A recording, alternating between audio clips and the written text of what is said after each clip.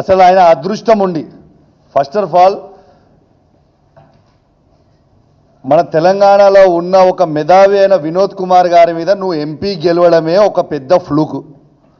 కరీంనగర్ జిల్లాలో ఫ్లూక్లో గెలిచినావు, అయిపోయింది. నీ అదృష్టం మంచిగా ఉంది, గెలిచినావు, అయిపోయింది. నేను ఒక్కటే అడుగుతున్నా, బండి సంజయ్ గారు ఇంతకుముందు మా శ్రవణ్ కుమార్ గారు అన్నారు ఒక్కసారి అవకాశం ఇవ్వండి అని నువ్వు అడుగుతున్నావు అని. అసలు నీకేమైనా దిమాగ్ ఉందా అవే బండి సంజయ్? నీకు ఆల్రెడీ అవకాశం ఇచ్చిండ్రు. కేంద్ర 2 సార్లు ఎంపీ అయినావు, కేంద్ర హోంమంత్రి అయినావా బాబు? నువ్వు కేంద్ర హోంమంత్రి అయి ఉండి నువ్వు కనీసము కాళేశ్వరం గురించి నువ్వు మాట్లాడుతూ ఉన్నావు.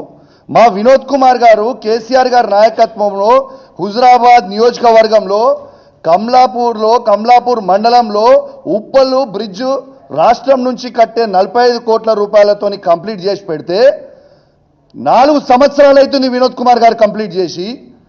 నువ్వు ఎంపీ అయి దాదాపు ఒక టర్మ్ అయిపోయింది, సెకండ్ టర్మ్ అయి ఆల్మోస్ట్ 2 సంవత్సరాలకు వస్తుంది.